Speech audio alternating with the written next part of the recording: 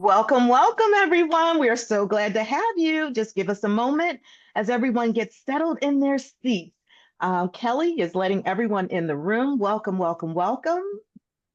It's good to see everyone today. And if you're coming from the West Coast, it's good morning. And if you're calling in from the East Coast, it's good afternoon. And while we're Awesome. waiting, why don't you guys pop in the chat? Where are you calling from? What are you most excited about today? So let's start to take some a temperature that we've got in the room today. Awesome.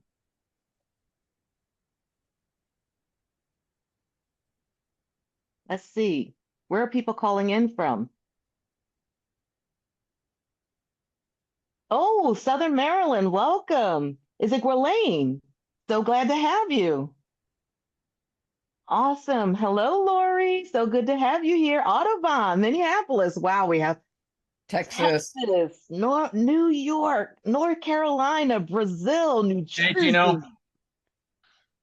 Good to see you. Hey, South Beach, Florida, Portugal. Portugal. Oh my goodness. Europe, South America, North America. We are so excited. San Francisco. Hello, Fred. Gino. Hey, hi, Fred. Awesome, awesome. On a bus in New York City. All right, good times, Robin. Good times. Well, everyone, I just can't thank you enough for joining us today. Asheville, North Carolina, it just keeps lighting up. Awesome. Welcome to AI from Hype to Readiness, hosted by Disrupted Work Reimagined. I'm Tiffany Odutoye, also known as Tiffany O.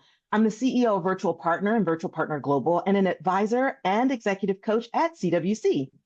Now, it's my pleasure to be your MC for this incredibly timely and important conversation.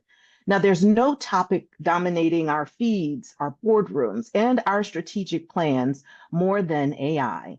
But with all the noise, how do we separate hype, the buzzwords, and the panic from true readiness, which is the strategy, the mindset, and the cultural shifts required to move forward? Now, that's our mission for the next 90 minutes. We aren't just here to talk about AI, we're here to define what it truly means to be ready for it. Okay, so please check the chat and grab the handout for today. Kelly, Maya, could you pop that in the chat? Friends, we're going to be using our chat quite a bit today. I also want to ask you to please check and make sure you have the QA feature available to you. That's where we're going to invite you as we're going along. Place your comments, your questions there, because at the end, we're going to come back to that. All right. Now, and the other thing, for those of you who are listening to the replay, I invite you to get ready to pause your screen when various pictures come up because there are QR codes on there where you can access all the goodies we have prepared to help you pull levers in your business on this AI journey. All right. To get us started, I want to introduce the co-founders and curators of this series, Tammy Alvarez and Mark Monchek. First, I want to introduce you to the originator of the original Disrupted Conference in 2024, which led to this 2.0 version, Tammy Alvarez. She is the CEO of Career Winner Circle, a best-selling author, a professional keynote speaker, and as a former Wall Street executive, Tammy believes that everyone deserves to love Mondays. CWC's mission is to help 1 million people learn how to reignite that spark in their careers and businesses by 2034. That is an ambitious goal. She's here to set our expectations for today. What will you walk away with and how you can engage with us beyond today's session? Tammy, you have the stage. Thank you, Tiffany. I appreciate it. And it is so great to see everyone here today. I'm seeing some new faces, lots of familiar faces. And for those of you that are watching the rebroadcast, make sure that you send Mark and I a DM. Let us know you checked in and what you thought about this. Now, we've got a lot of people in the room here to learn about AI, but I've got some news for you. This session is not about the future of AI. This session is about the future of your business performance. And what you do over the next 90 minutes is going to have a profound impact on the next era of your business. Because today's clarity is going to give you tomorrow's competitive advantage. And that is exactly what we're doing for you today. 5 years ago, analysts predicted that AI would be mainstream by 2030. But the analysts were wrong because the future came 5 years earlier. And companies that win now are not the ones with the best tech. They're the ones with the best readiness. Last year, when you think about it, we've increased AI adoption by over 300%. Companies are seeing between 30 to 50% improvement in productivity in customer service, operations, and engineering. And 40% of global CEOs believe that this moment right now has a bigger impact than the Industrial Revolution. Hmm. But here's what the headlines don't say. They don't talk about how most businesses are running their AI pilots without the right structure, the right culture, or the leadership readiness to make sure that this works and that they're ready to scale. And this makes executives wonder, where do I start? How do I avoid spending so much money on all of these pilots that go nowhere? And how do I prepare my team for being ready without scaring the crap out of them? And today, that is the roadmap that we are going to provide for everyone here. And we're going to give the answers to what does readiness look like? Where are the risks that you can't see right now that you need to know about? And what are the actions you can take right now to make sure that you are ahead of the curve and not chasing it? The future came early, and it came with expectations. And readiness is that real competitive advantage, and that is what we're giving for you today. And we also have one more competitive advantage, and that is going to be your ability to work with one of our 3 experts to have them look into your business even further. This is done today during our event through lots of interactions, so this is not going to be a monologue. This is definitely a dialogue. But then you'll also have the opportunity, which you'll see as we go throughout our program today, to decide which of these speakers do you want to learn more from, so we can work after the event to really look into your business and provide some additional guidance. So Tiffany, thanks so much for kicking us off. I am just beyond excited about what we are going to see and experience today. And I'm just going to zip it and let Mark welcome everybody to the team. Thank you so much. Go ahead, Tiffany. Sorry. Oh, no, no, no. I was just going to say, Mark, didn't mean to cut you off, but I thought people wouldn't want to know a little bit about you. So let me set you up. Tammy, first, I just want to say thanks for the call to action. Everyone button in, put your seatbelts on like they tell you when you're about to take off on a plane. The runway is set. Now, Mark Monchek, I want to introduce him officially. Mark is the co-founder of Disrupted Work Reimagined. He's the author of The Culture of Opportunity, How to Grow Your Business in an Age of Disruption, the founder of the Opportunity Lab. Now, that gives strategy, leadership, culture for businesses specifically that do good in the world. He will be setting the stage for this entire series and the DWRU concept. All right, Mark, now it's time to have you spotlighted. Welcome. Thanks, Tiffany, and thanks for all of my friends and relatives and clients who are joining us today. I was born into 2 families of entrepreneurs. I literally did not know anybody until I was a teenager who had a job. Everybody worked for the family businesses, and our family businesses were successful enough to get to the mid-market. And actually, I could see as a kid working in these businesses how much of an impact that they had, treating their employees well, their communities well, their customers well. And that is our mission here at Disrupted Work Reimagined. Better leaders make better companies, make a better world.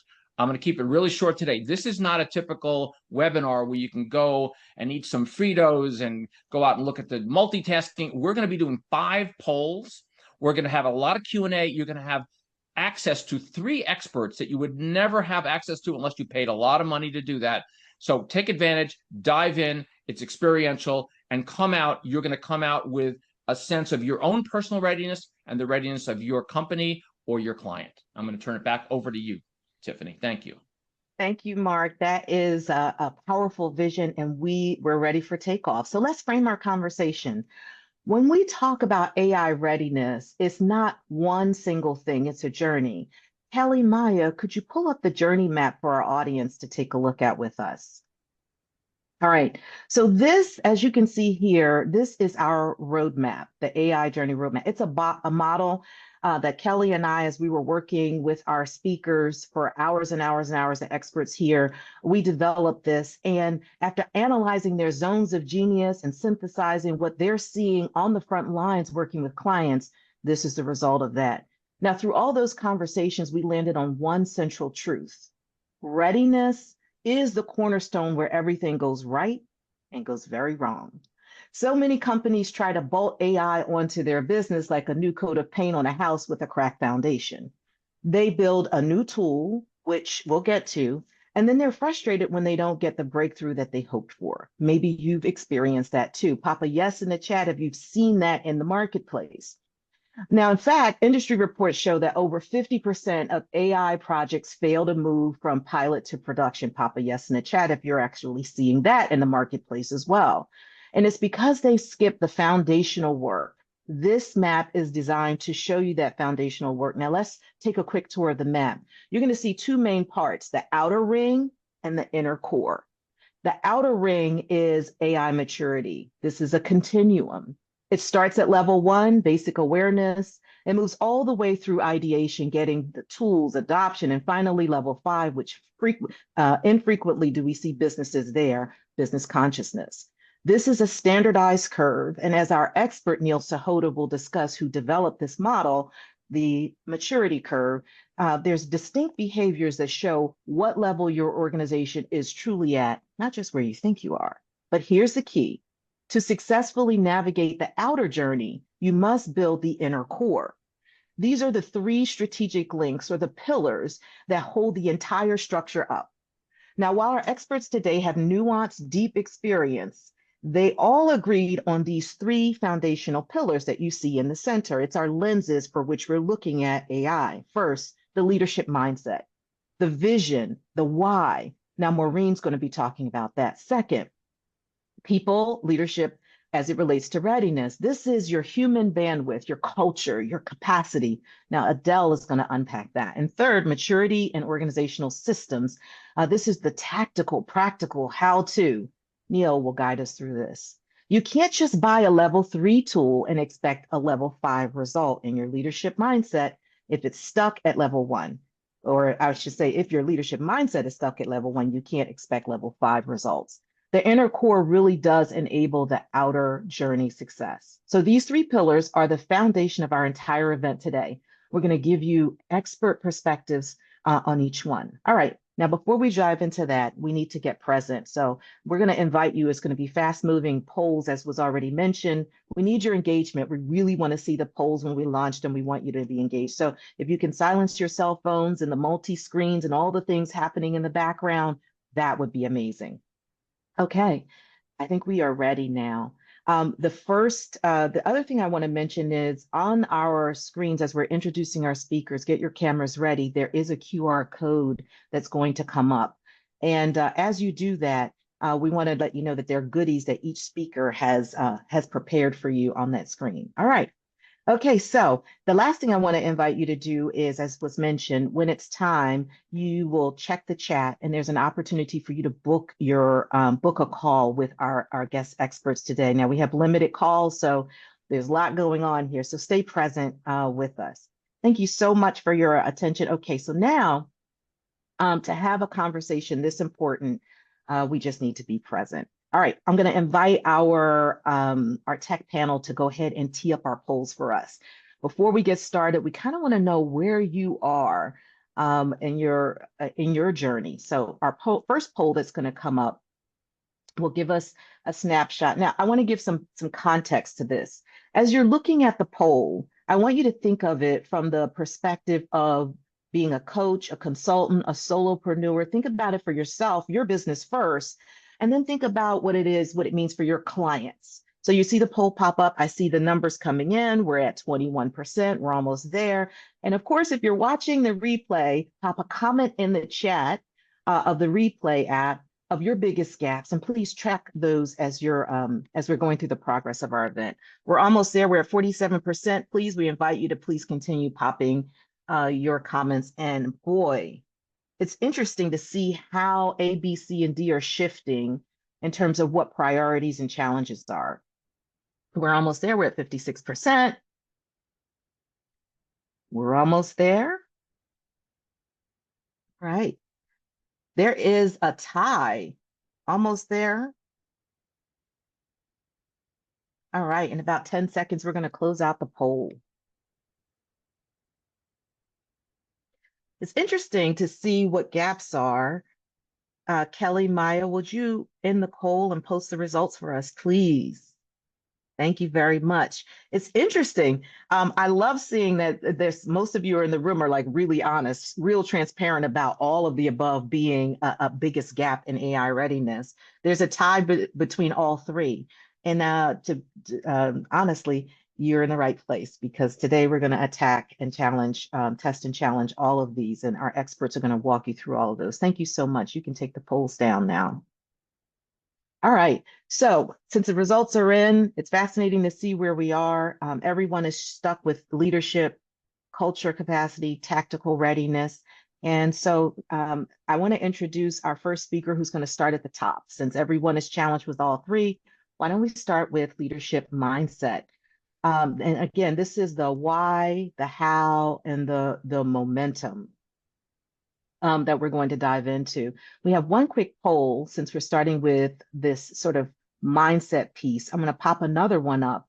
And this specifically sets the stage for what our next speaker is going to take us through. Now, if you think about leadership mindset, we're going to just separate the big picture from just the leadership piece. As we think about this, which of these mindsets is your leadership team's biggest priority? Now, we're not talking about gap. We're talking about priority, what's important. Culture, curiosity, ethical and responsible focus, collaborative 360-degree thinking. We haven't defined anything. Interesting. Again, you all are in the right place. Right here, this is the challenge, the lack of definition and getting ready. Now, to guide us through this, let's see if we can post the results. We're almost at 100%. We'll give you a few more minutes to continue to dial in your results.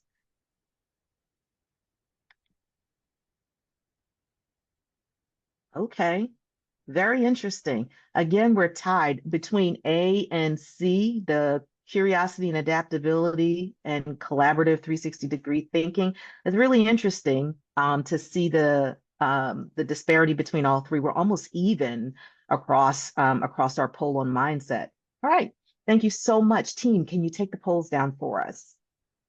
All right, so to guide us through this piece on mindset, Maureen, now you have an idea of where the audience is. Let me introduce her. If you'll bring her up, please, Maya. And yes, thank you very much. Now, Maureen, she is a globally recognized executive advisor, Maureen Metcalf, a preeminent change agent. She is the visionary founder and CEO of the Innovative Leadership Institute. And with over 3 decades of experience, she's guided public, private, and academic institutions to align on strategy, systems, and culture, delivering measurable results in profitability, resilience, and sustainability. She's a fellow of the International Leadership Association and the award-winning author of an internationally acclaimed 11-book series on innovative leadership.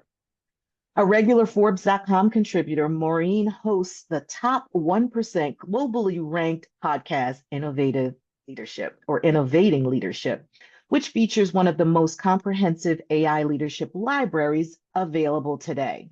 She serves as an advisory boards for James Madison University School of Strategic Leadership, on Franklin University's Mason Leadership Center, where she also received an honorary doctorate. Now, Maureen's mission is to elevate leadership and evolve organizations to build a better world. Her topic today is a leadership reboot is the essential mindset shift from moving from AI hype to readiness. Maureen, welcome. Thank you, Tiffany and Tammy, and to everyone who's investing 90 minutes of your life to join us. So I want to start with a quote from McKinsey. The most powerful predictor of AI success isn't budget, talent, or technology. It's direct executive leadership. So think about that for all of you in the room who are either leaders or coaching leaders. So if leadership's the key to unlocking AI's potential, then the question becomes, which mindsets do leaders need to thrive in the era of disruption? We're going to blow through these really quickly. There are 10 of them. And so bear with me as I just hit the top.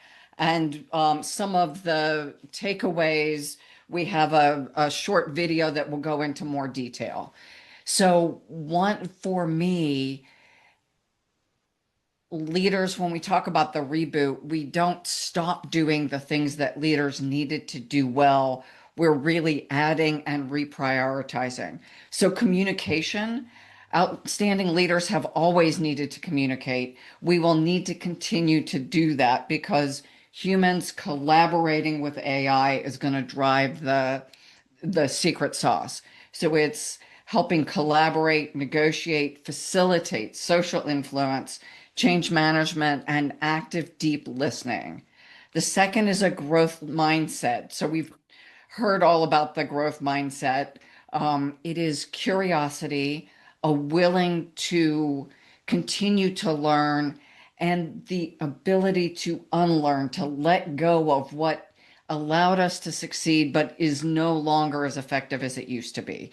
That takes us into adaptiveness, the ability to anticipate change proactively and align initiatives and help our followers accomplish their objectives. So it's not only individual adaptability, it's workplace resilience, adaptability also. The fourth is emotional intelligence.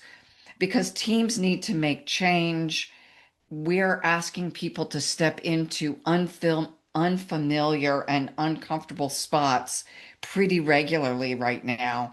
And leaders need to be able to connect human to human. So that starts with me managing my own self. So being aware of what I'm feeling and managing my own discomfort and fatigue and concerns. And also sharing my passions and excitement about what's changing. The second half of EQ is then being highly attuned to the people I'm leading and helping them navigate the things they're experiencing that may or may not be what I am. Fifth is abundance mindset. And what I'm talking about here, because when we talk about abundance, probably different people are interpreting that differently.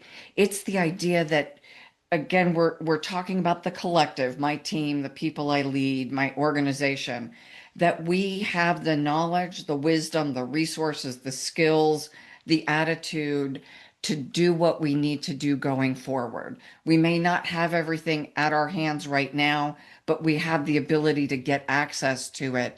And that will take us from, in some cases, a feeling of fear and paralysis to optimism. And it's actually the optimism that helps us navigate from a brain chemical perspective. I'm going to go even quicker. Domain expertise.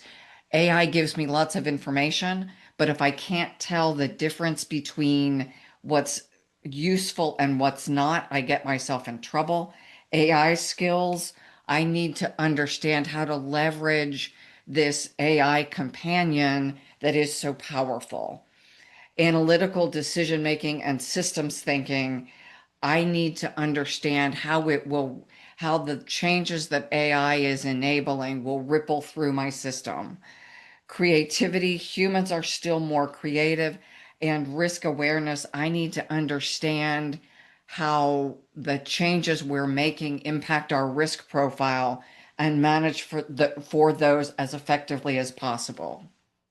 So in closing, AI isn't just changing technology, it's rewriting the leadership playbook. The leaders who embrace these mindsets will not only navigate disruption, they'll actually shape the future of work. The question isn't whether AI will transform leadership, it's whether we will transform ourselves fast enough to lead effectively. So back to Tiffany. Thank you all for your attention, and I look forward to sharing more through the takeaways. Thank you so much, Maureen. I have to say, that was really incredible. There were so many sound bites there, and I really appreciate the call to action, right? So as we think about rewriting the leadership playbook, did you notice in the list of mindsets, leadership mindsets, potential adjustments you might need to make, or you might be noticing on your team, or you might be noticing with the next generation entering the workforce, leading in your organization? That readiness part of the boat, part of the ship really needs to be sound on the leadership front. Thank you so much, Maureen. And you know, it's a critical distinction you made about the kind of leadership that's required to really get ready for leading AI. Thank you. All right, so Maureen has showed us the importance of the leader's mindset. Now, let's look at the collective, the culture and capacity. A plan is useless if your people are resistant or are already burned out. So we're moving to a place where your AI agent and AI is viewed as a coworker. You even heard in Maureen's part, she talked about an AI companion, and it's a part of the team. So with this distinction, the focus of our next poll is human centric. Kelly and Maya, could you please pull up our next poll on culture? The topic here is which statement best describes you or your client's current human bandwidth? Is it about being energized and ready for a new challenge? Is it that we're busy, but we could make space for what's important? Or are you at 100% capacity and can't add more? Or are you already running on fumes? Even worse, suffering burnout? We'll wait for you to think about that and pop your answers in the poll. We're at 47%. We can't wait till we get a little bit more and then we'll transition.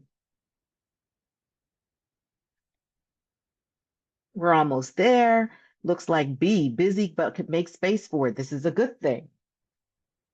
And we're pleased to hear that few are suffering from the burnout running on fumes, but there is some of that there.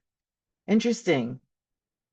Everyone seems to be in the making space for this. I guess that's why you're all here with us today. All right, we're almost at capacity. We'll give it 10 more seconds before we close out our poll. Interesting. Okay.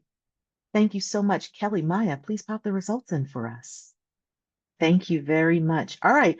So again, the numbers didn't shift too dramatically. Most are busy, but can make space for what's important. Perfect. You are in the right space with this particular panel. And as we also start to think about unpacking this topic around culture, since you could make space for it, I'd like to introduce our next speaker. She's going to definitely walk us through this. Please welcome Adele Wang. And if you're watching the replay, please be sure to pause the video again, capture the QR code that's here to access a treat she has to offer for your AI journey. Now, Adele Wang is a leadership mentor. She has AI certification and strategy, and she helps business leaders to make clear, human-centered decisions. Hi, Adele. Hello. In this increasingly AI-saturated world, she specializes in supporting executives and founders who feel overwhelmed by the complexity of all of this, but really still want to lead with the clarity and strategic foresight required. Her unique background bridges the logical, her AI, her BA in economics and the MS in industrial relations, with the intuitive, a sought after transformational coach and certified AI consultant from one of the world's top training organizations. And as host of the All Things Human podcast, Adele speaks directly to the emotional undercurrent of burnout and success panic. She believes leaders burn out from self-doubt and a chronic pressure to catch up.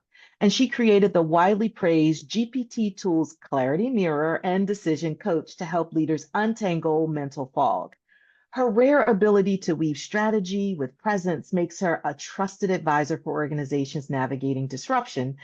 And Adele is an expert in leadership and AI paradigm shifts, focusing on how leaders must change the way they think about their thinking. Her topic today, Beyond the Noise, leading with clarity to guide organizations from AI saturation to readiness. Please join me in welcoming, show some love in the chat for her. Adele Wang, you have the floor. Oh my goodness. Thank you so much, Tiffany. And thank you all for taking time out of your busy day. So I prepared a whole bunch of stuff, but I'm just going to cut to the chase with what I think is on everyone's mind and hearts. That at this point, when we look at what's working and what's not, like Maureen said, it's not really the tools, it's not even the budget, it's people. And I think we all understand this to some level, but you can start thinking as a leader that AI is not just we know it's not a tech, it's a transformational process. It's not a tool as much as it is a process. And that means the only way it's really going to work is if your system has capacity. That if people, and I'm delighted to hear that people here they're busy, but you could make room for more. This is great, especially if you happen to be working with people who are stressed, or maybe you're coaching organizations.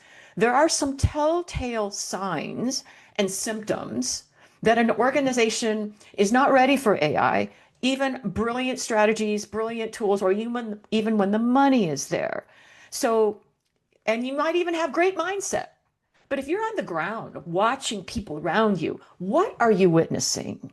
And there's some telltale things that can tell you if the system has the capacity, because if you don't have capacity, you will not get stability. And at this point in working with clients, I'm much more interested in a stable system than speed. If you get nothing out of my talk today, think stability and capacity more than speed and efficiency. Because up to now, the market's been really caught up with productivity, and we are seeing pilot after pilot, all these implementations fail, or they don't move past the pilot phase. They can't scale. Why? The organization is swamped. There's no room for the leadership to suggest change. Training gets pushed to the side. Things are just thrown on people. A lot of resistance is, well, there's fear. Oh my God, I'm going to lose my job. And you as a leader need to think about how you respond to that. But another problem is people say, where am I going to have the time for this? The resistance is, you're making my job harder. There's been some data out there that with all these AI tools that are implemented, and you ask the end user, did this make your life any easier? You get a lot of strong percentages saying no. It just makes my job harder. Now, there are a lot of reasons for that. Workflow wasn't done, someone didn't come in like me to take a look at the workflow, but it's also looking at, where did you start from? So take an assessment of your capacity. One thing that I've noticed working with leaders of why things don't propagate, I'm looking at you, the leaders. You would be shocked at the number of leaders who are trying to evangelize AI into their organizations. But when I ask them if they're using AI themselves, maybe not. So it becomes hard to, encourage people to use AI when you haven't, because you haven't had the experience yet. This is an experience of creativity, discovery, all these things. And once it's in your bones, you will have the presence to be there for people when they're freaking out. So one thing that I've done with a lot of leaders they want AI, but they don't know what it means, or they're not using it themselves. I have always committed to all my clients, if I could get you very conservative, 2 or 3 hours of time a week. I think I can get you an hour a day, but let's just say 2 or 3 hours a week. And let's say you've got a team, your senior leaders. How many people do you have? Maybe 3, 4, 5 on your senior team. And let's say if we could save them 2 or 3 hours a week. Oh my gosh, multiply by a week. I mean, now we've got real space and capacity for deep work. And my job is to keep people from falling into what I call the compression trap, meaning some of you may already be doing boatloads of productivity hacks, but you're as busy as ever. One dead giveaway from leaders when they don't have the capacity is when they skim everything. So summary documents, executive summaries, bullets, people are consuming so fast that there's not time to sit with the depth of nuance. What's the implication of this big decision? And you want your people to have enough space to do that. So it's a matter of being like an accordion. Some things you can compress, right? With I've got some tools, save you time, all that. But I'm watching. What are you doing with that time?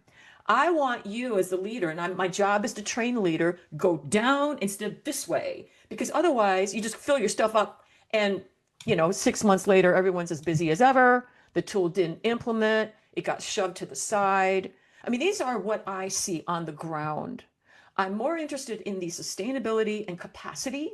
That means, I'm sure Neil will be touching on this, the maturity of your organization, because we know readiness is not just one thing. Yes, it's people. Yes, it's your, tech, your data. What's the state of your data? Is it scattered all over the place? And your strategy.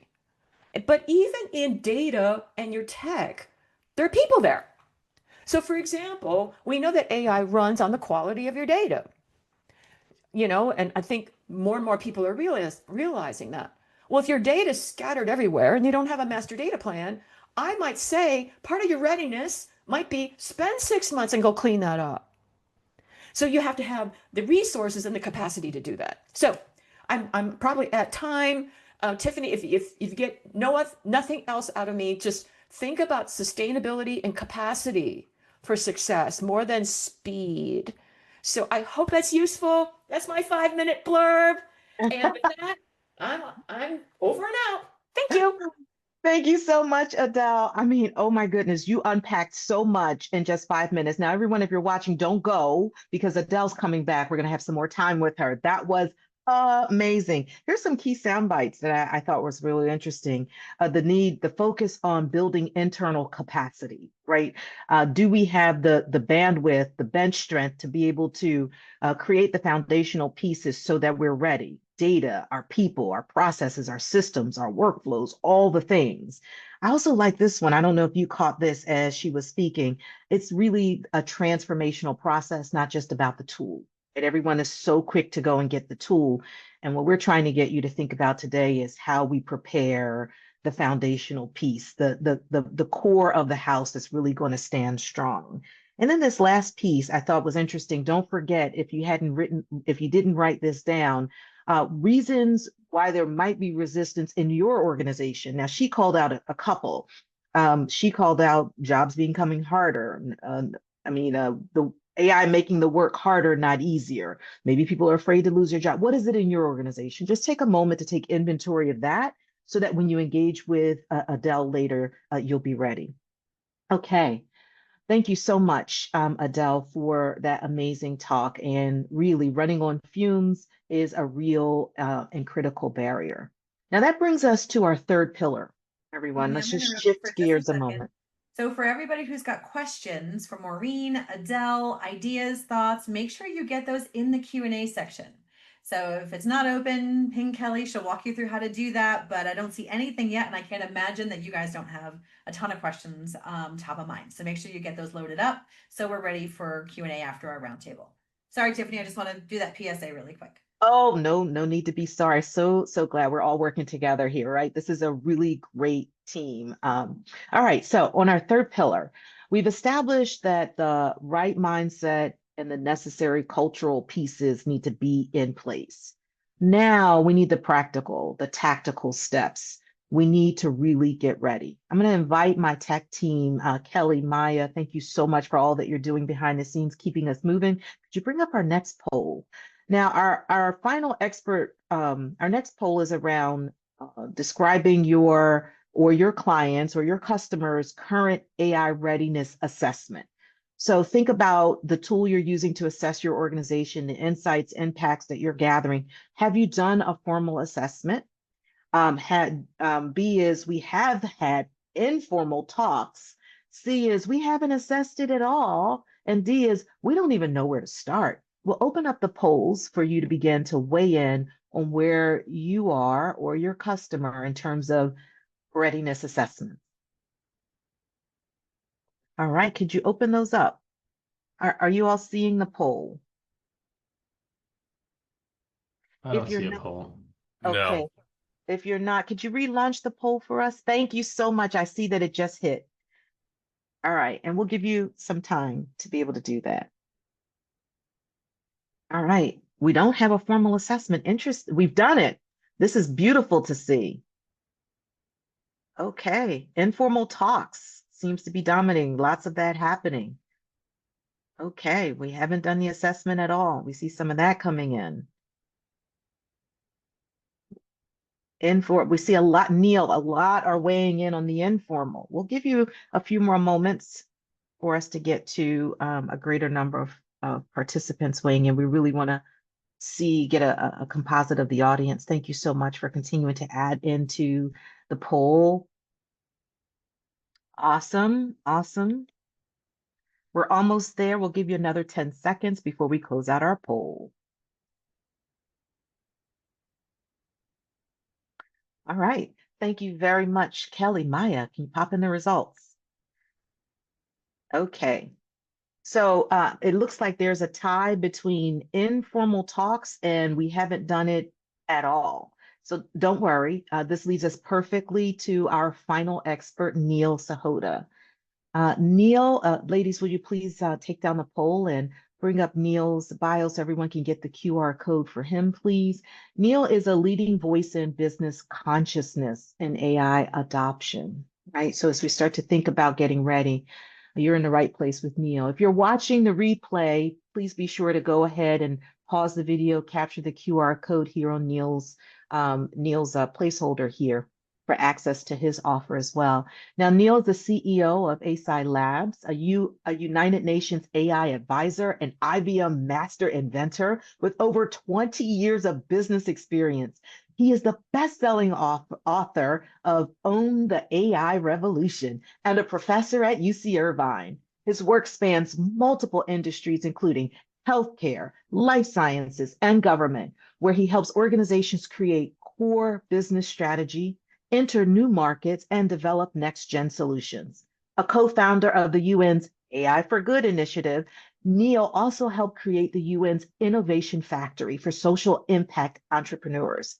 He is a member of the Tech Coast Angel Investors Group. He advises venture capital funds and serves as a board director for nonprofits like Computing for Humanity and corporations like Legalmation, actively partnering with entrepreneurs to build and launch new tech. Neil is here to be with us today in his talk, helping businesses leapfrog into AI readiness by accelerating innovation and transformation. Welcome, Neil. Hey, Tiffany, thanks for that great introduction. I'll admit it made me feel tired. I hope everyone is doing well and still energetic. AI is a journey. That's what I tell a lot of people. As you kind of go through and you learn and you have different questions, different needs. And that really results in what I call the AI activation code, a playbook on how you go through this. And as we saw in the graphic, 5 kind of key stages to that. The first is awareness. I think at this point, most people will say, yeah, I understand that AI is transforming my industry and things are going on. But what a lot of organizations tend to forget about that is awareness is also understanding AI is not software. I know that's what most of us are actually used to, but AI actually doesn't function like software. It's like a high energy intern. And if you go with that approach, you'll be on a good path towards start your AI journey. Where I see a lot of organizations fail, and if you see that MIT report that says 95% of AI pilots fail to achieve any meaningful value, is because they go with the attitude that AI is software rather than that intern. So clear that hurdle, morph into the next stage, which is ideas. And I love this quote by Oren Harari that basically says, the electric light bulb did not come from the continuous improvement of candles. The very definition of innovation is finding a different way of doing something, a better way. And then we get kind of locked into what we know. And I know that's what people try to think through. And so working like with my clients, we think about like use cases and ideating through. We're trying to find what are some of the better ways to tap into those AI capabilities to lock that value. And what inevitably happens is a little bit of a slow start as you kind of get used to understand the fundamental capabilities. And suddenly you have a list of 40, 50 potential use cases.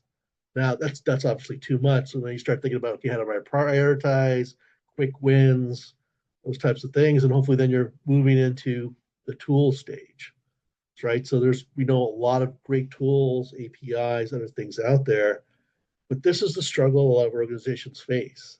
How do I assess and vet these things? Because on average, there's 12 new AI tools that come out each day. And yeah, a lot of them are hype. Some aren't really AI at all. There are a few that are amazing, but there's so much clutter and noise out there.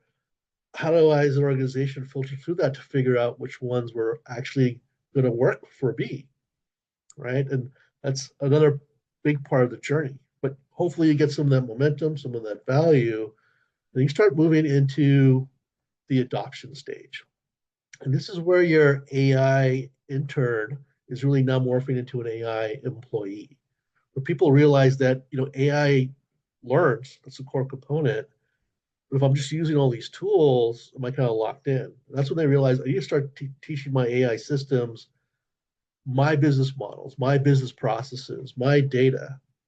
That they're becoming very competent. And you're seeing this come through what we call AI agents that are good at one real activity or task, but very localized to your company.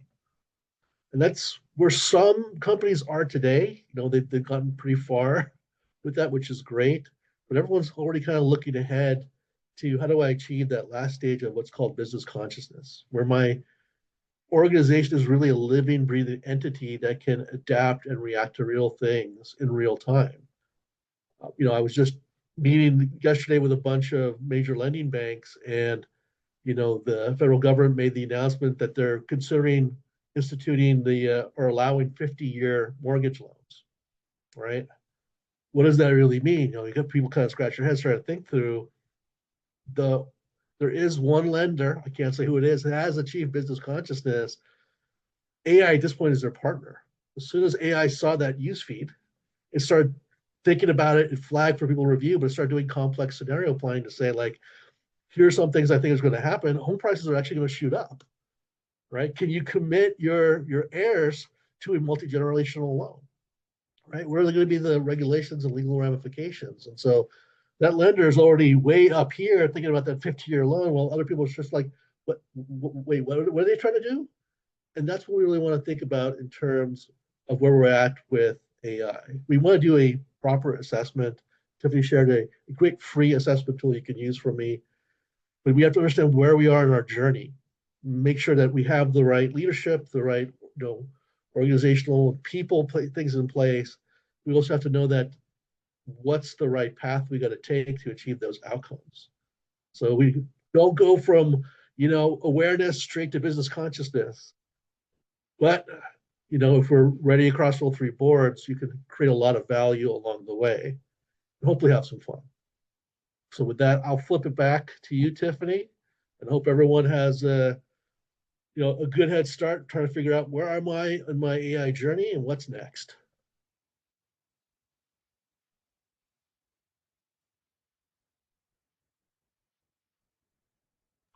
Had to unmute myself. Sorry about that. Thank you so much, Neil. There's after we heard all that, there's a couple of like, okay, now what? So what? Right? That was amazing. So here's what I walked away from after listening to you, Neil. As we start to think about this maturity curve, it's important for us in the room to figure out where are we on our journey, so that when we engage with you after this call, you'll know exactly how to help us. Now, again, if you were watching this, please, I'm going to invite my colleagues, Kelly and Maya. Could you pop the link in the chat for individuals to go ahead and schedule some time? If you are really digging into what Neil was mentioning in terms of the maturity curve and you want some additional time, go ahead and book your call now with him. Go ahead and sign up. We'll make sure you get scheduled. But the struggle is real that Neil mentioned, right? How do you sort through all of the noise? That was really great, Neil, that soundbite you gave us, 12 new tools being developed every day. Some aren't really even AI and some have no value whatsoever. And so that can really like clutter. As our feeds get cluttered, we can become really confused as to where to start and how to apply them to a proper use case. Thank you so much for that. We really appreciate those insights. Don't leave. We're going to have more with our speakers. So Neil he's just warming up, everyone. He's just getting started here. Okay, it's time for us to sort of shift our discussion a little bit. I want to say thank you to all three who gave their insights first. Maureen, Adele, and Neil, thank you for those focused perspectives.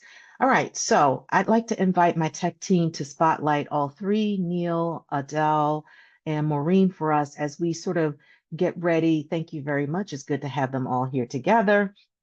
We're going to weave these three threads together. This is where we can begin to see where mindset, culture, and readiness really begin to interact together, and sometimes they can collide.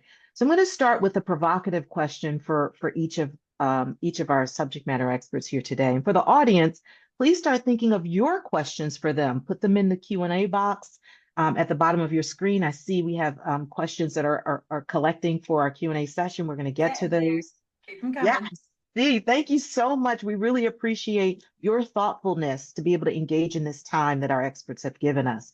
I'm going to start with Maureen.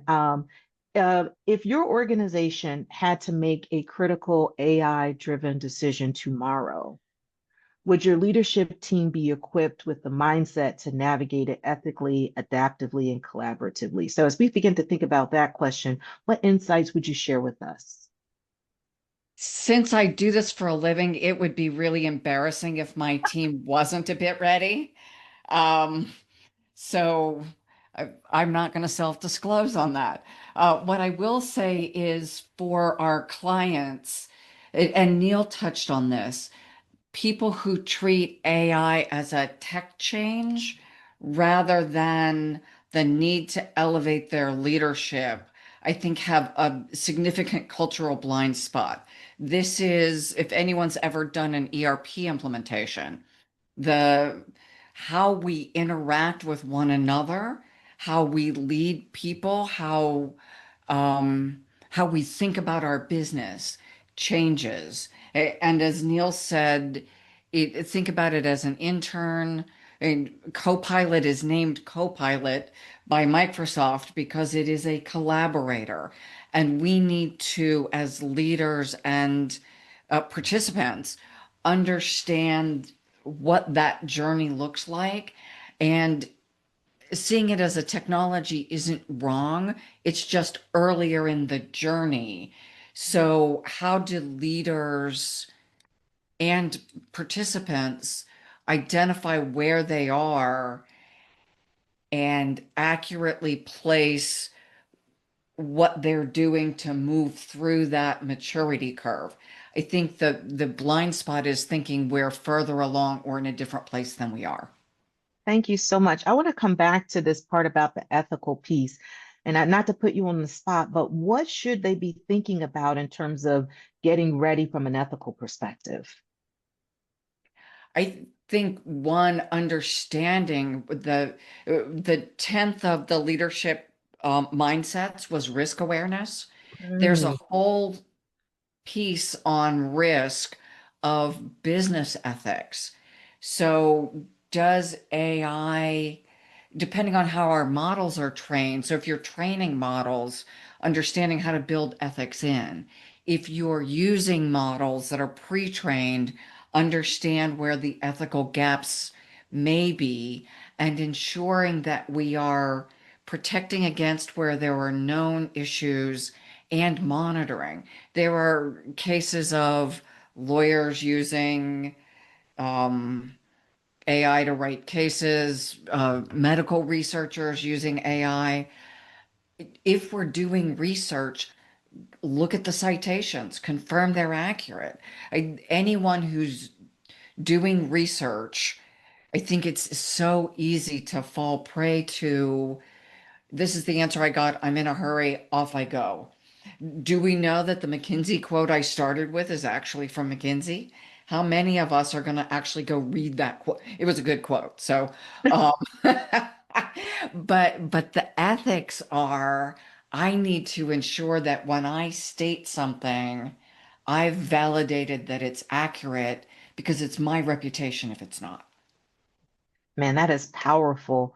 I know we could spend more time on this. We could just have a webinar just on that particular comment. Thank you so much for leading us down that pathway. I'm going to shift gears a little bit because I think if I start unpacking that, we'll just stay in this lane for a while. But that's a crucial starting point for us. Adele, I want to shift focus a bit and build on that.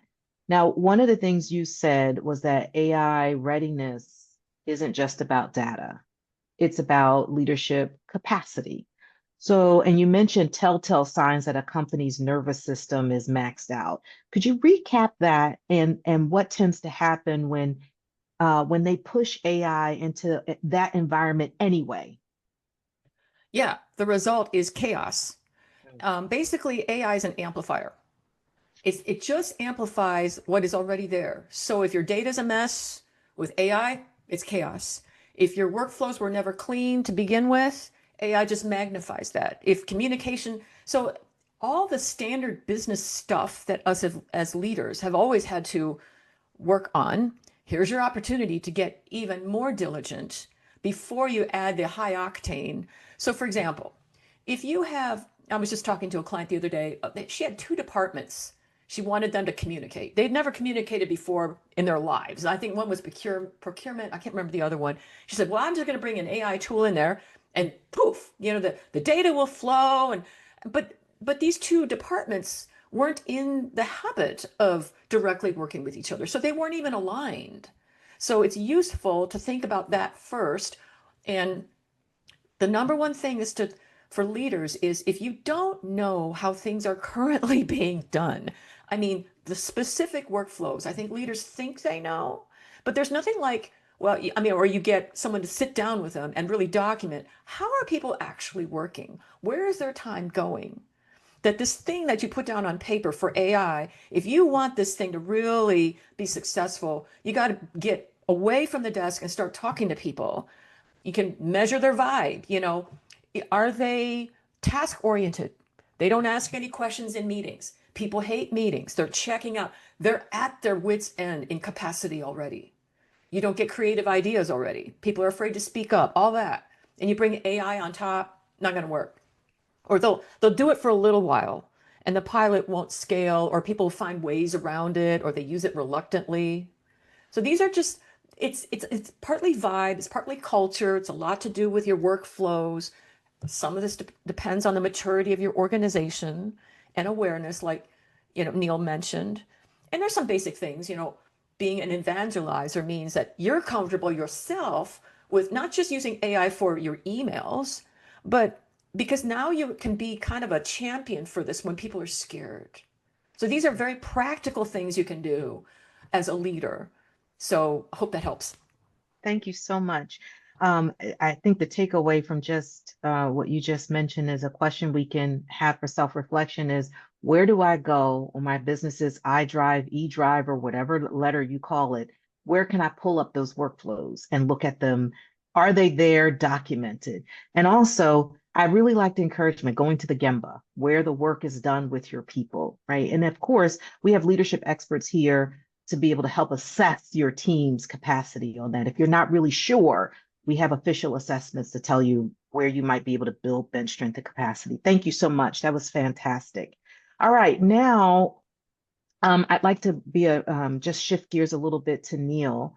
And Neil, as we start to think about adoption, common signs that they're not ready for adoption, you talked about some pitfalls that they may face at the start of their journey.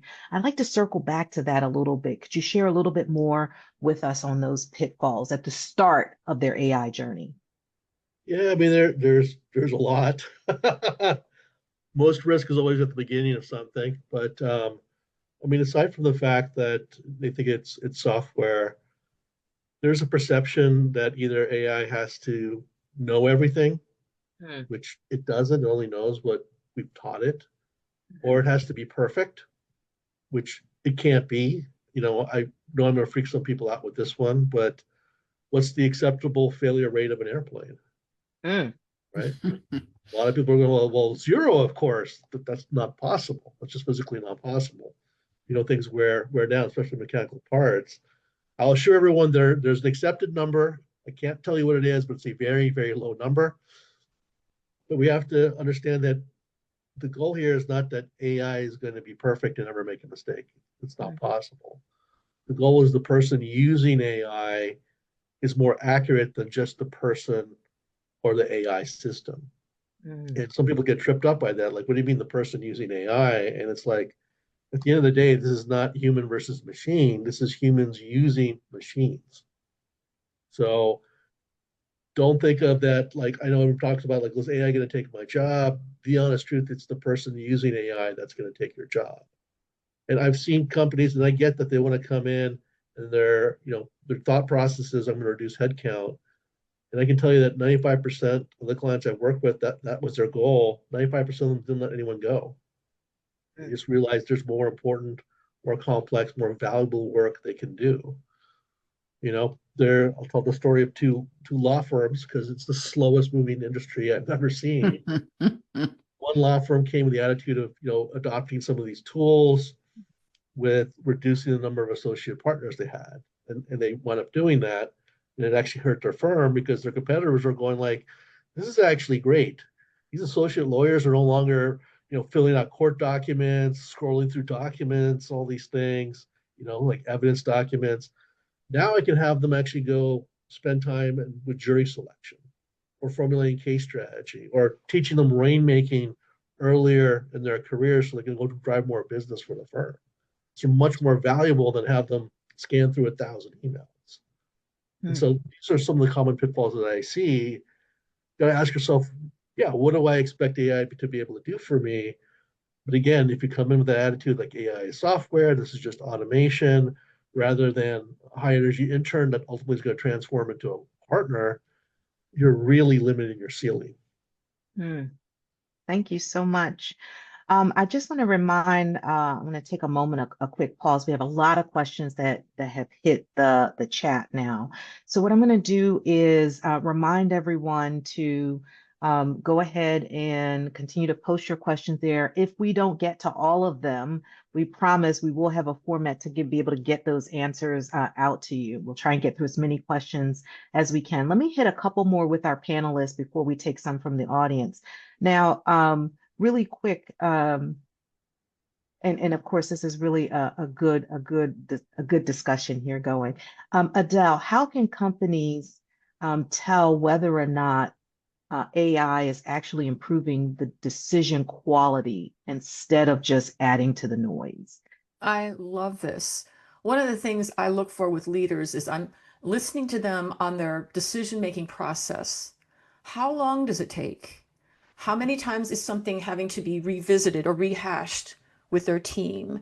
Or maybe, or sometimes there is no decision. I'm procrastinating on something because I don't think I have all the information. I'm going into ChatGPT and I'm researching to the end of so there are some tools, I have some that can make decision making faster and easier with better quality, because there's so much personal internal noise that gets in the way. So there's me, myself, and I, and then there's a boatload of noisy information.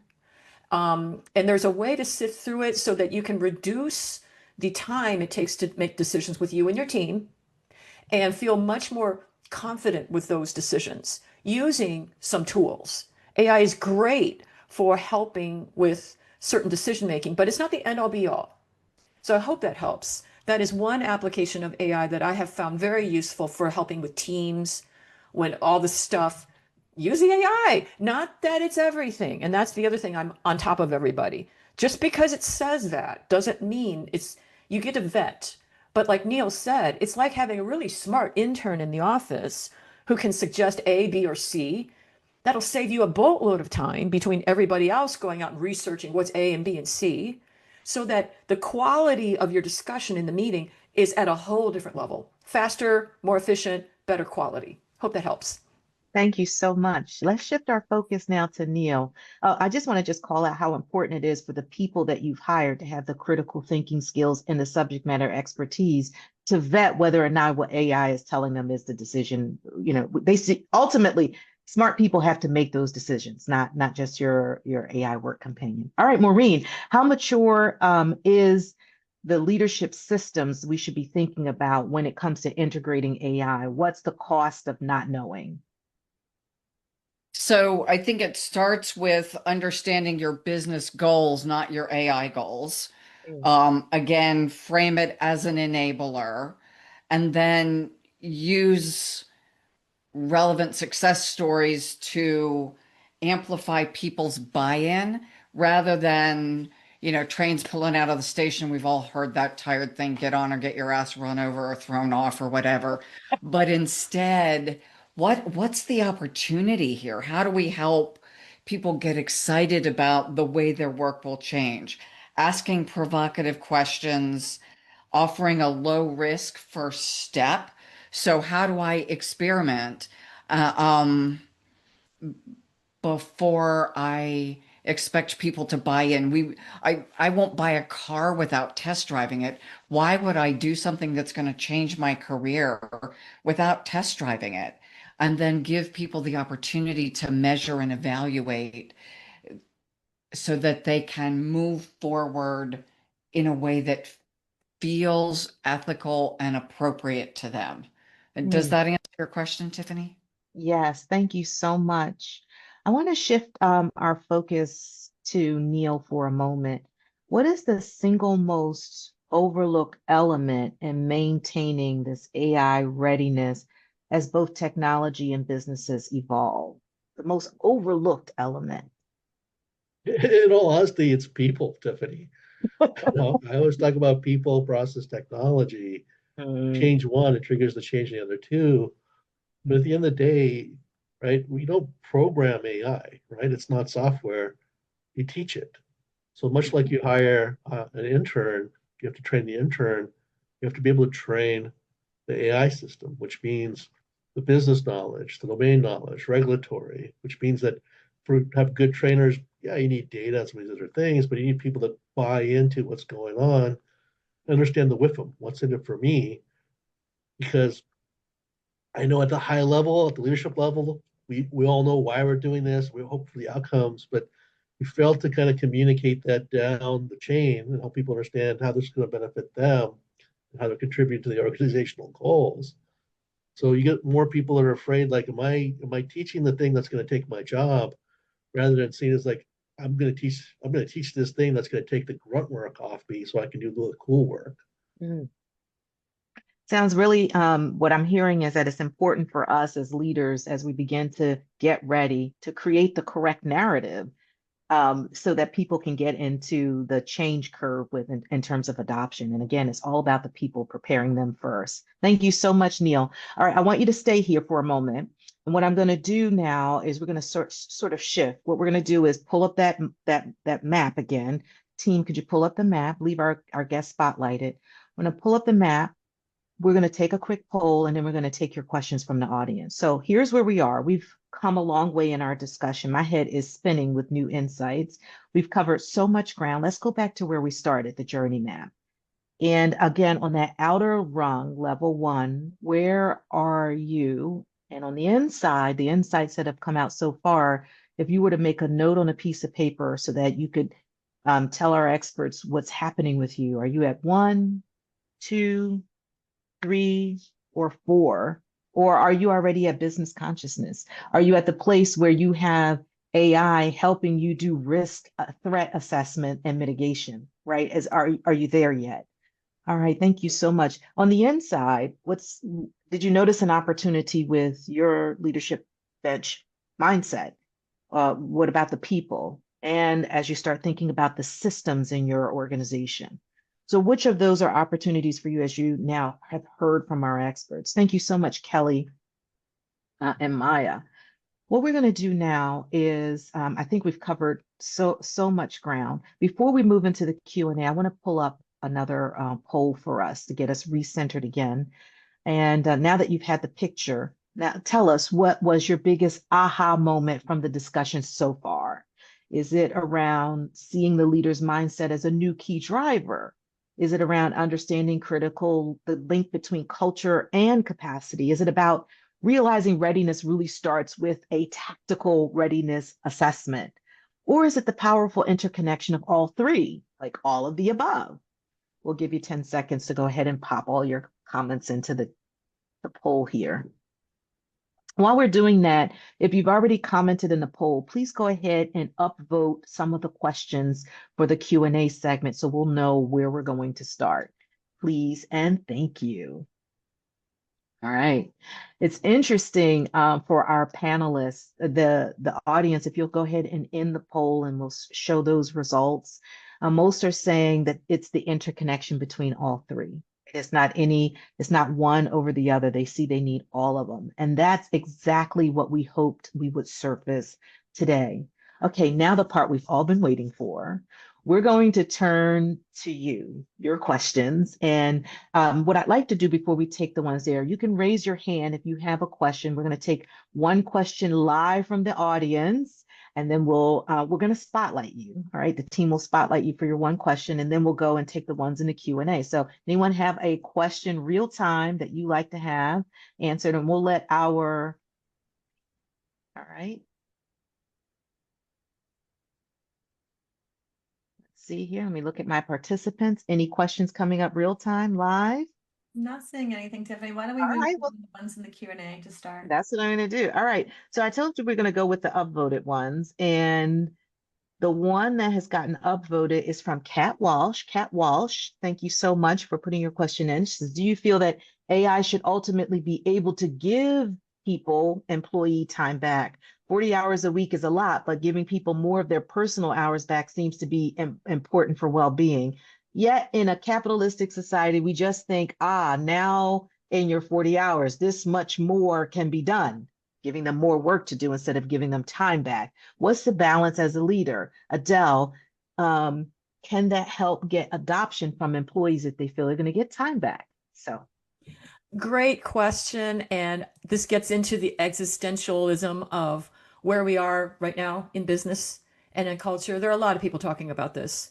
That what is the point of just speeding up the machinery with productivity and efficiency if everybody just starts doing 20-pound things in a 5-pound bag instead of 10 pounds of things in a 5-pound bag?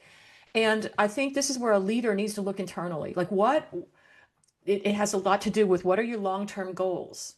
Because anyone can increase short-term profits for a little bit by just making everybody work harder, faster, pack it with more productivity. But if you're serious about the long run, it's kind of like the company that has the reserve of people thinking deeper for the creative work. It's kind of like the Steve Jobs thinking. That type of creative, out of the box stuff doesn't come from AI. AI can give you some ideas, but if you want fresh thinking, you're going to have the stuff that only humans can do. You need the space and the time to do it. And that comes from people talking to each other without an email or something right on their tail. It comes from people being able to reflect deeper in meetings instead of, okay, it comes from a leader being able to answer this simple question. This is one question I always ask all the leaders.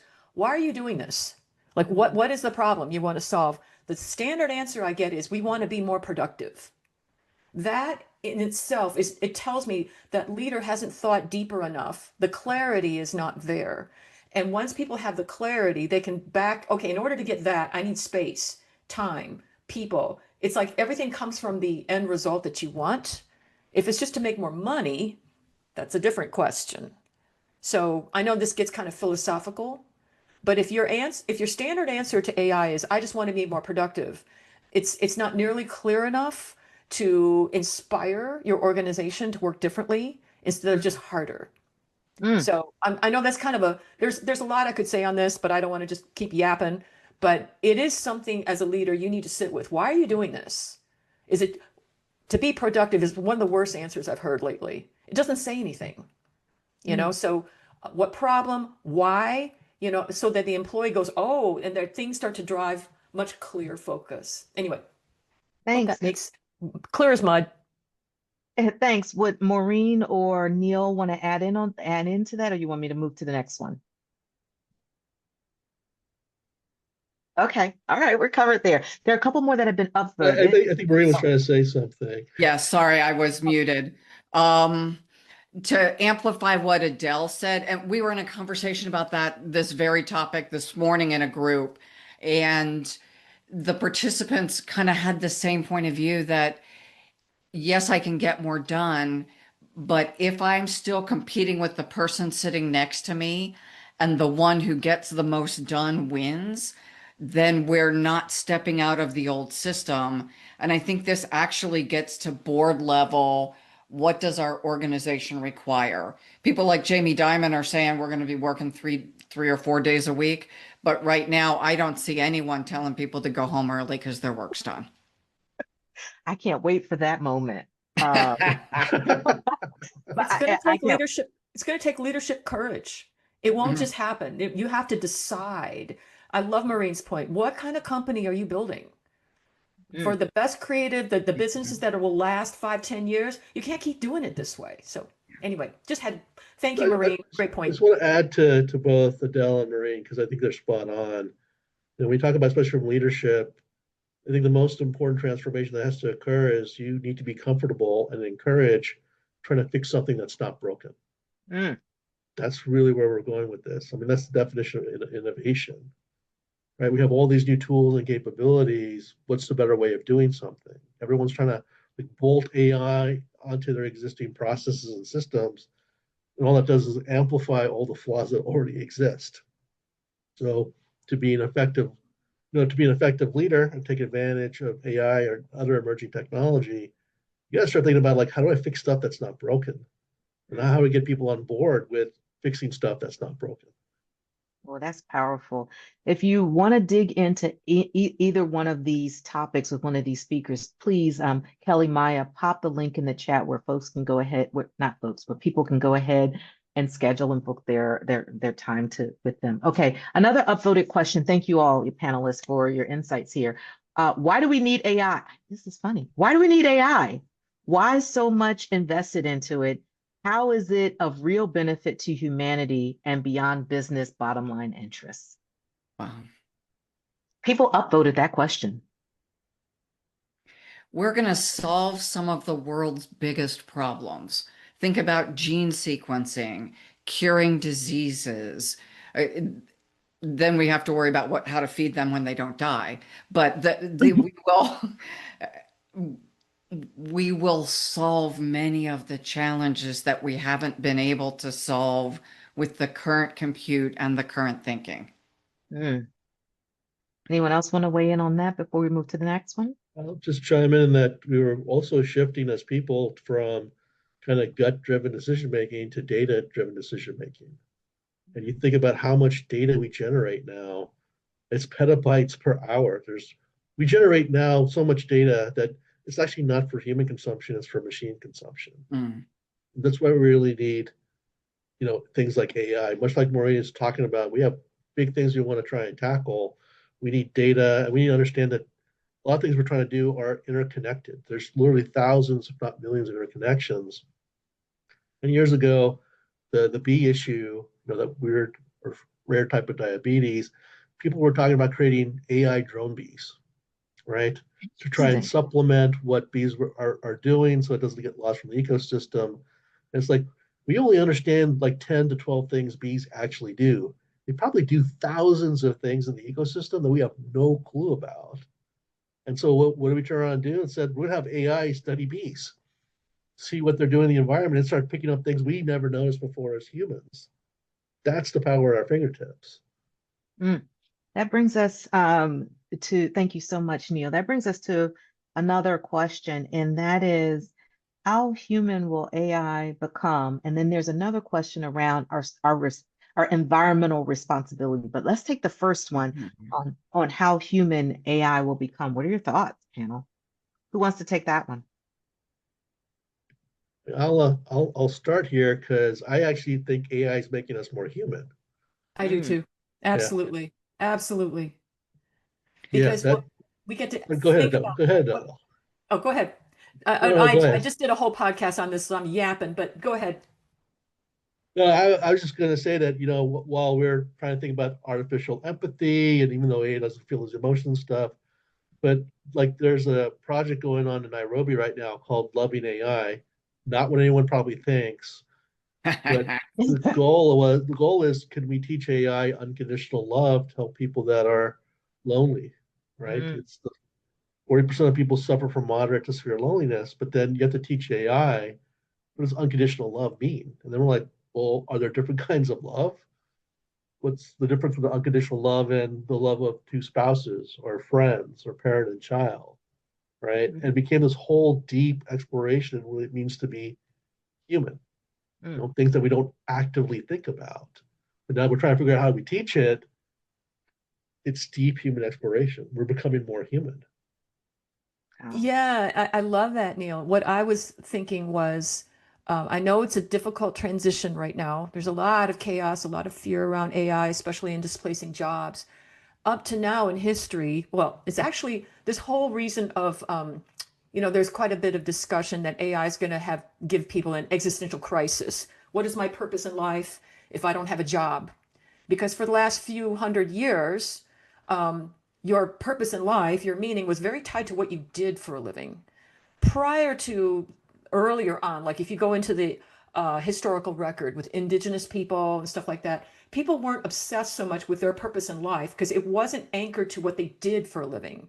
Their sense of purpose was more connected to life itself, your community, your elders, plants, animals, the cosmology. They didn't sit there and think, what should I be doing for a living? But with the Industrial Revolution and we've lost so much community support with these more isolated lives that we lead out in the burbs. We don't have community. Then your whole purpose in life becomes glommed onto what you do for a living. Now AI comes along, and let's say some of these jobs go away. Well, your job was never meant to be your meaning in life. So this gives humans an opportunity to rediscover, like Neil just said beautifully, reconnect to life. Yes, what you do for a living is part of that, especially if you love what you do, but it can't be your only reason. So in that way, I see AI as a nudge towards humanity, rediscover what it means to be a human being again when you're not working 10 jillion hours and and not a human doer. And I know it's painful, especially if you're going to be losing your job. I get that. But I feel like our society at some point will need to grapple with this. What will people be doing with themselves if not everybody's working 60 hours a week? We were never designed to work that way anyway. So Neil, thank you for what you just said. These are bigger questions than we can, but I'm passionate about these things, so I just yap about them. But that's my story and I'm sticking to it. Thank you. I think that that really takes us, these are fantastic questions. And I want to end our Q&A session on that really high note, right? Reinvigorating humanity in the workplace. If you all know me, this is the place that Virtual Partner, that's our mission, and working with organizations going through transformation. So thank you so much, our panelists, Maureen, Adele, Neil. And I would like to encourage the audience, whether it's if you want to, there's a lot of questions that we didn't get to answer. And so that's a starting place for continuing with our experts. So Kelly and Maya, please, for one last time, whether it's to get Adele's 30-minute AI readiness clarity conversation or to get Maureen's AI mindset or to get Neil's maturity curve assessment, whichever it is, go ahead and make sure that you put your name into the link there to schedule some time for those deep dive conversations, those one-on-ones with our team and those subject matter experts for the last time. Thanks. Please don't miss out on that. All right, team, we'll go back front and center, please. Thank you. I want to please show some love in the chat for our experts, Maureen, Neil, Adele. Go ahead, put some hearts in. We want to see some emojis. Thank you all for your subject matter expertise. We really appreciate what you brought to the table today, and we know that there's just so much more. As we begin to wind our discussion down, we want to thank all of you for the time that you have given us today. A huge virtual thanks to our technical team. I would be remiss behind the scenes if I didn't give a thanks to them. My big takeaway from all that we've done before today and to today is that AI readiness is a deeply human challenge. It's not just about the tech, it's about our leadership mindset, it's about our human capacity and our tactical readiness. Thank you so much for joining us. Now, to share our final call to action and close us out, bring us home, I'm going to hand the stage back over to our co-founders for Disruptive Work Reimagined. Tammy and Mark will have you spotlighted, please. Awesome. Mark, I'll kick off and then I'll, leave it to you to wrap up and give us something amazing to think about. But the interaction today and the focus and the great questions and the insights, absolutely fantastic. So thank you to everyone, especially to Tiffany, who doesn't have anyone to thank her yet, in terms of her amazing job at herding cats and making sure that everybody was able to show up as their best selves today. I think the biggest takeaway for me that I'm hoping that everyone that's still with us, and I can't believe how many of you are still with us, so thank you for that, is that the truth is that AI readiness is no longer a luxury item. This is something that we just don't, we'll play with the tools and the toys and we'll figure out how to get ready later. I hope everyone walks away with this profound understanding that in order to move faster, you've got to slow down and make sure that you're ready. And that this isn't a one and done. This is something that needs to move on and continues to evolve. Because I think the leaders who are going to really thrive in 2026 and beyond are not the ones that move the fastest, right? They're the ones that have that clarity, that alignment, and that workforce that's capable to deliver. Because as our experts were saying, it's like the things that showed up for me, Maureen, is how much I have to unlearn as a leader. I'm like, crap, I worked a long time to get these things under my belt. Now I got to get rid of them or at least modify them. And Adele, your sustainability message in terms of how do we, create this in a sustainable way? And Neil, your inspiration about what's possible and really being able to figure out what is possible instead of trying to make the candle better, which is one thing that I absolutely loved in hearing from your talk. And so for those of you that are with us, if you are ready to take that roadmap that we've been showing you and turn that into clarity in a way that aligns with your leadership style and strengthens your workforce and gives you a head start on your AI journey, then, we've got experts, 3 experts plus Mark and I here to help you with that. And so I know you've seen the link, but what I want to show really quick before I turn it over to Mark is how this is going to work. And so what we are going to do is when you scan this QR code or click the link, either way, you're going to get to put your information in and identify which of the speakers you're most interested in speaking with. And I think everybody kind of has the people that they've resonated with. From there, we are going to work with you to schedule a time to meet with Mark or Tiffany and I and one of the speakers of your choice. And you're going to get the assessments that they've got to offer. So that way we have really good information. We're busy. We've got a lot done in 90 minutes. We'll get even more done in 35 minutes of just looking into your business. So we'll get that clarity call scheduled and you'll be able to work one-on-one with these experts. And then from there, we'll talk about, does it make sense for us to help you on your journey? It might not, but let's have that conversation to see. This is a unique opportunity. Adele, Maureen, Neil are difficult to get a hold of. We wrangled them in, we got them for you, so don't waste the opportunity. So thank you again very much. Mark, I'm going to turn this over to you to bring us home for today. Oh, thank you, Tammy, and thank you, Adele and Neil and Maureen and Tiffany. Your generosity in the world and the work that you do to make a better world, better leaders make better companies, make a better world is super inspiring to Tammy and myself. So I'm going to use one word and I'm going to explain that one word and then we're going to close out. AI is about abundance. We now have enough food, enough housing, enough intelligence, enough of everything for everybody to have a good life, but we don't have that yet. What we can have that is if we shift from I to we, from competition to collaboration, and from scarcity to abundance. What you've experienced today is an abundance of generosity, an abundance of wisdom and knowledge. And so access that knowledge by reaching out to us, schedule a call, We're not going to sell anything. We're going to listen. We're going to understand. And then if you want to move forward, we will have that opportunity for you. If not, you'll just have gained something very powerful. There's a community here of mid-market leaders and people who serve them who are very generous. Be participating in that community. You do not have to be alone. I grew up with two parents. My mother survived the Holocaust. My father survived abject poverty. They gave their life for service that we can have what we have today. Let's access it and use it. And thank you all for joining us and being so generous in your participation in this beautiful event. And one more thing, there's 2 more sessions coming. We have a leadership session coming next month and a talent and culture session coming in January. So everyone who's registered for this will be the first ones that we invite into our room to continue on this journey as well. So I just want to make sure everybody knew to keep an eye out. This was not one and done. You've got lots more opportunity to dig in with experts and help grow your business and make sure that you're in a position to thrive for next year and beyond. December 11th, same time, same station. See you all there. Thanks, everyone. Take care.